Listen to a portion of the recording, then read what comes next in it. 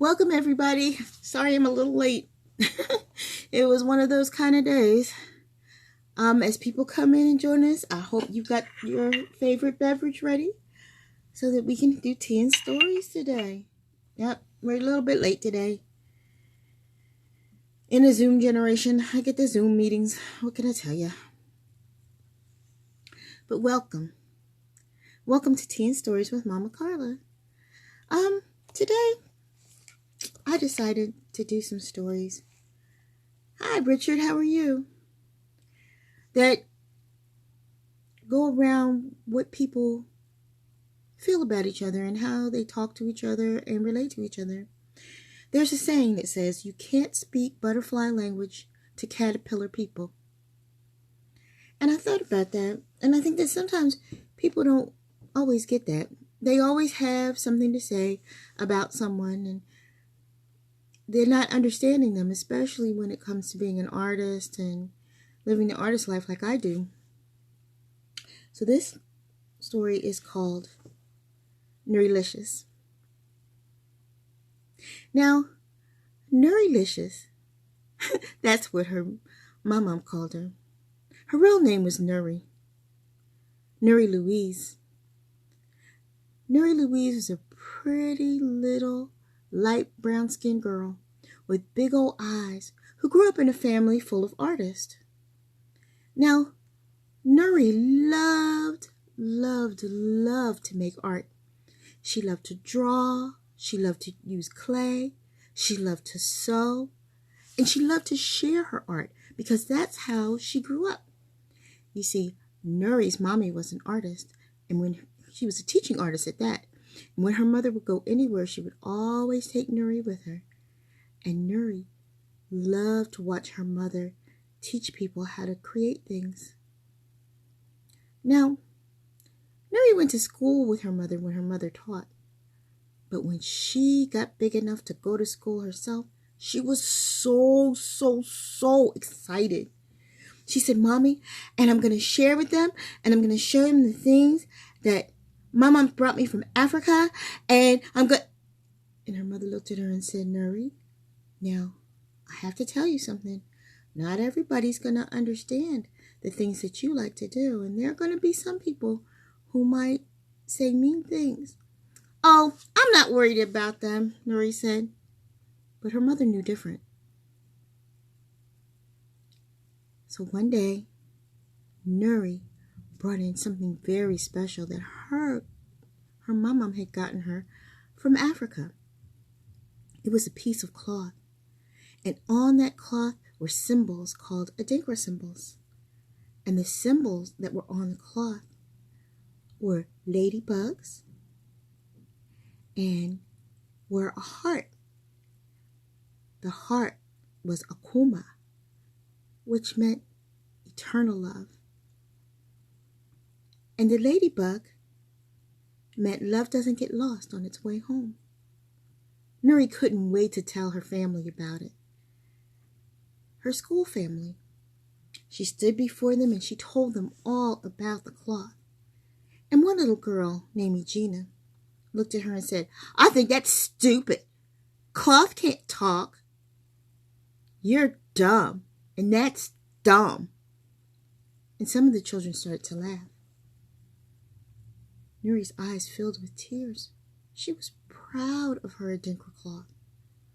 And she didn't understand why this little girl was being so mean. The whole afternoon, Nuri cried. When her mom came to get her, Nuri buried her head in her mom's arms. What's wrong, sweetie pie? I don't want to talk about it, Mommy. Her mother said, okay, in time. Her mother and her always sat and drew before dinner. Well, dinner was getting done anyway. But Nuri didn't want to draw. All she could do was cry. She barely touched her dinner, and it was her favorite. It was chicken nuggets. But she didn't want them today. She was sad. Finally, it was time to go to bed. Now, her mother was kind of worried about her, so she called her mama and told her what was happening. Now, her mama, who was also a special kind of artist called a Jali, which was a storyteller, she was telling stories in another city. But she got her baby on the phone and she said, Nuri, tell Mama what's wrong, honey bunnies. Mama, they talk mean about my cloth. What do you mean, honey? Tell me what happened. And through tears, Nuri told her. She told her how mean they had been and how they had said mean things about her cloth. Nuri, Mama will be back in a couple of days. And when I get back, we're going to take care of that, okay? Oh, okay, Mama. A couple of days passed. It happened on a Friday that all that meanness happened, so over the weekend, Nuri didn't have to be bothered with that little girl. And she started making art again and laughing with her mommy and going with her mommy face painted. And Nuri got her face painted too. And she felt better. But her mom was back on Monday. Her mom was there early in the morning. She said, Mama, what are you doing here? I'm going to take you to school. You are? Mm-hmm. And I'm going to stay with you for a little while. I talked to your teacher over the weekend. I think that we need to tell a story. I don't know, Mama. That girl might be mean to you, too. Oh, I'm not worried about that. We're going to show her. In a nice way. Come on, Nurilicious. Nuri got tickled whenever she called her that. And she and Nuri went to school. When they got inside the school building, everyone greeted her. Oh, it's the story lady. It's Mama C. Hi, Mama C. Hello, children. But I'm going to go to Nuri's class today. Yay! Nuri felt so proud. Her mama was there. She walked into the classroom with her. And all the other children who had seen her at the library or going to the story times in the park all said, oh, it's Mama C, the story lady. Now the little girl who had been mean to her sat back and looked at her and said, she's not your grandma. Yes, she is, said Nurilicious, and she held onto her grandma's hand. Yes, I am Nuri's grandma. She's my special little Nurilicious. I heard that you didn't like her cloth that I brought her back from Africa. She said that cloth talked. I didn't hear it say anything. My mom sat down Nuri and sat down all the children, and she said, you know, that language is the way we communicate with each other, the way we speak to each other. And there are a lot of different ways to talk to each other. We talk to each other through the colors that we wear. If you saw me wearing a really dark color, what would you think? And one of the children raised their hand and said, I would think you were sad, Mama. Yeah. And it could be. And if you saw me wear a bright color, I'd say you were happy, said another child. You're right. Colors speak to us. That's why all our language isn't what we say to each other, isn't language that you can hear. When you read a book, you are reading language. And books can be written in different languages too. And the cloth that I gave Nuri is a very special cloth because it tells the story of who I am. The Akoma, which was that pretty heart that you saw, Yokoma means an everlasting love. It talks about my love for her papa. And the ladybug? Well, the ladybug means, and Nuri raised her hand. Can I tell them? Go ahead, Nuri. It means love doesn't get lost on its way home. The little girl who had been so mean said, I don't know what that means. Oh, then let me explain it to you, said my mom. Love not getting lost on its way home is a saying. It means that no matter where I go, I will always love my Nuri, and I'll take that love with me. So when someone wears that ladybug, a Dinklage symbol, that's what it means. That no matter where that person is, they have love. Someone loves them. And they love someone. Special, right? Yeah, said the little girl. Yes, said Nuri with a big smile. And so Mama told them stories from Africa. She even told them a scary story that had a funny ending. And Nuri was so happy and so proud. It came towards the afternoon, and after lunch, Mom said, Nuri, I've got to get going, okay? Oh, do you have to go? She said. Yes, baby, I do. But I'll see you tonight, okay? Okay. Bye, Mom. Bye, sweet pea. And her mom left. The whole rest of the day, all the children asked her if they could hold her special piece of cloth. Even that mean little girl. She came up to Nuri looking all sad, and she said, Can I touch it too? Sure, said Nuri. And she let her touch it. The little girl said, I'm sorry I was mean. I didn't know how special it was. No one's ever been special like that with me.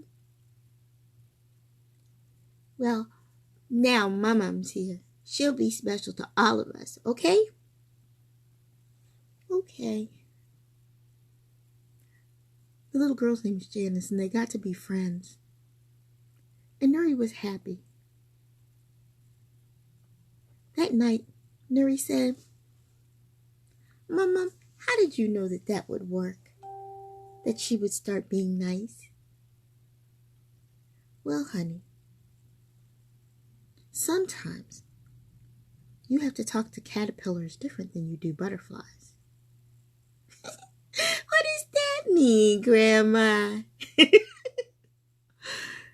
Her mom laughed and said,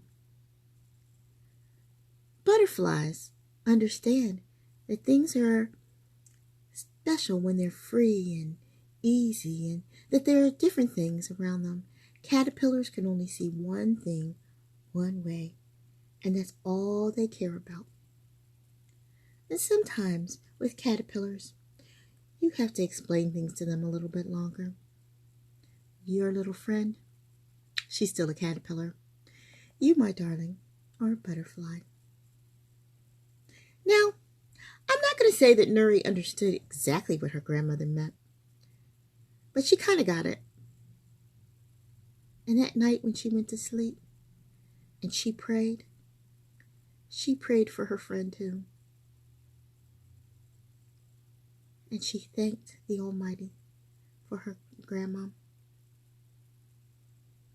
You see, little butterflies sometimes need to hear from big butterflies. Ashe. Ashe.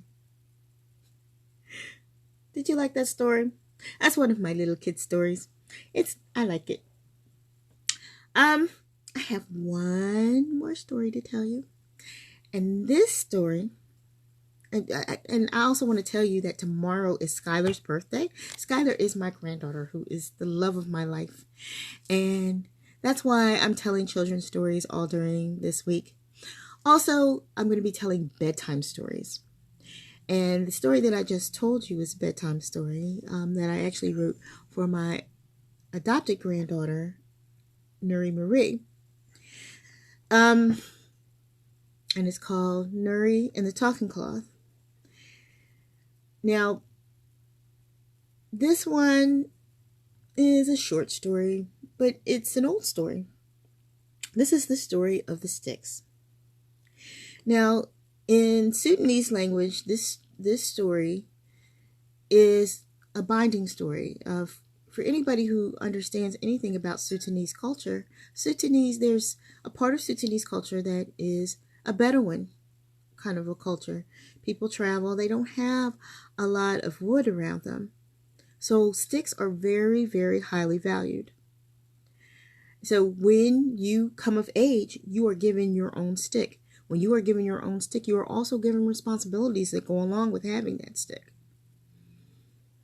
And that ceremonial stick is very important. Then you're also given a stick for everyday use. Your ceremonial stick is only brought out during the times when you really, really need it. It's a very strong stick and it's usually highly decorated. But the everyday stick is for shepherding because it has a very shepherding culture to go along with it. Not so much farming and staying in one place. But this is called the story of the sticks. There was once a great chieftain who had 5 sons. To each of his sons, in their age order, they were assigned things to do. The eldest son, he was to be leader over all his people. The second son was to take care of the health of everyone there. The third son, his responsibility was to take care of the women of the tribe because women were very highly valued. Women are very special people among his people.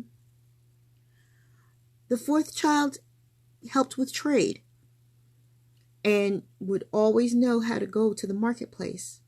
And the youngest son took care of any animals that they had. And all 5 sons weren't really happy with the jobs that they were given to do.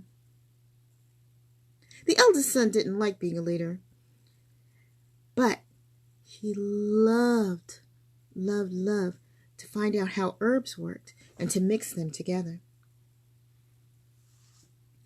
The second son, who was supposed to take care of the medicine for the tribe, well, he was more of a leader. He was really good at organizing people and things.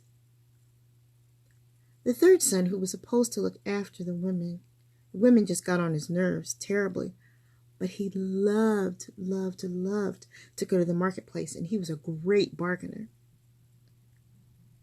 The fourth son, who was supposed to take care of the bargaining, well, he was better with the women. He knew how to settle disputes, and he was very caring towards them, and it made them all happy. And the youngest son, who had to look after the animals, he didn't like to do that either. He was sad. He'd rather go to the marketplace. And so, in misery, they did what their father asked them to because their father was a good and kind man. And one day their father became ill. Very, very ill. And he needed medicine. And so his oldest son looked and found out that there was a special medicine that would be very good for their father. So the second son said, "Let me organize the others to make sure that everything is covered. And then maybe we can find one of them to go and to get the herbs that are needed." "I'll go with them," said the oldest son. "Fine." And so he went to the third son and he said, "I think because you are such a good negotiator, you should go with our oldest brother and go and find the herbs that are needed for father's medicine." "Of course, but who will look after the women?" And the fourth said, "I'll do that. I'd rather look after the women. I hate bargaining."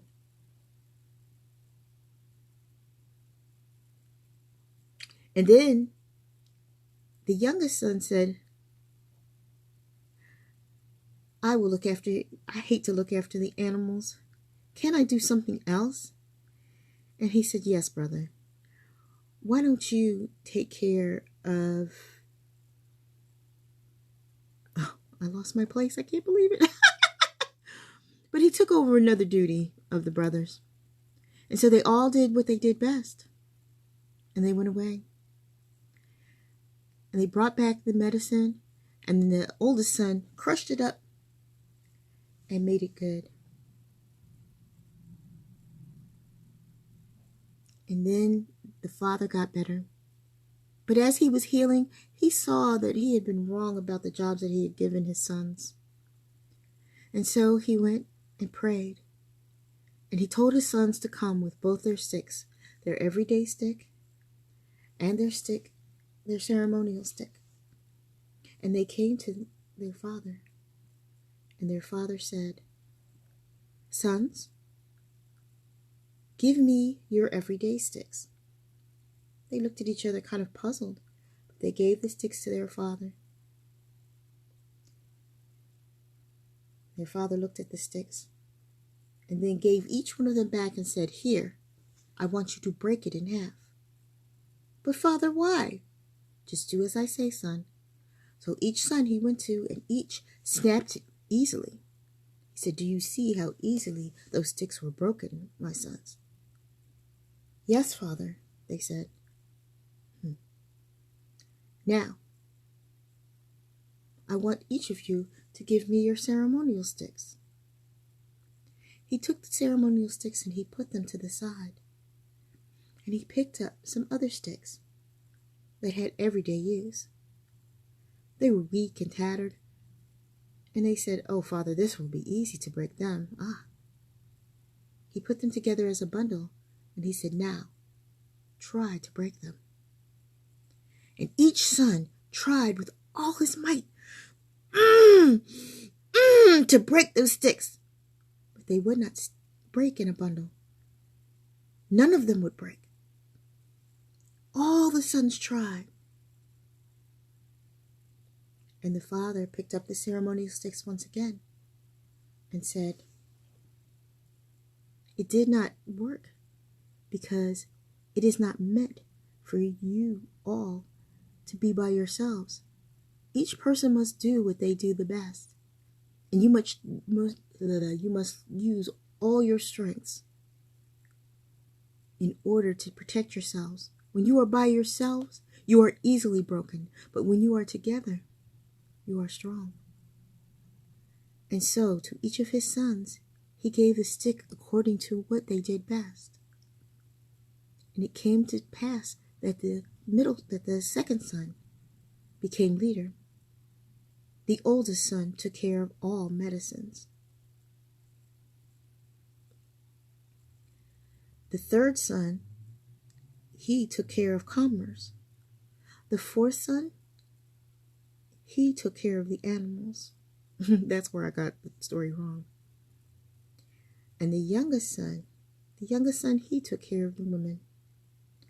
And all of the things that they needed were taken care of now. And when the father this time finally did die, they didn't have to worry about who would do what, for each was doing the role that they were meant to do.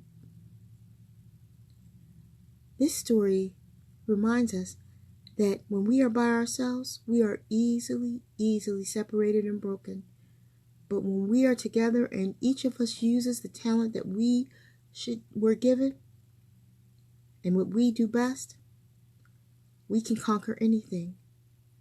That small band of brothers became a great tribe, and that tribe became a great nation of the Sudanese people. And when they started to break each other up again, they were easily broken. But when they were together, they were great, mighty people. Let us learn from them and stick together and do what each of us does the best. I'm sorry I got this story a little bit backwards today, but I think you get the picture. I thank you all for listening in on stories today. I hope you had your favorite beverage with you. I don't know, I may have to pull out a glass of wine every once in a while for us grown folk. Please, please, please stop in tomorrow around this time so that you can hear stories, especially for my granddaughter on her Earth Day. Yay! Skylar's Earth Day! I'll have special stories just for her. I love you all. Take good care of yourselves and be kind to one another. Ashe. Ashe.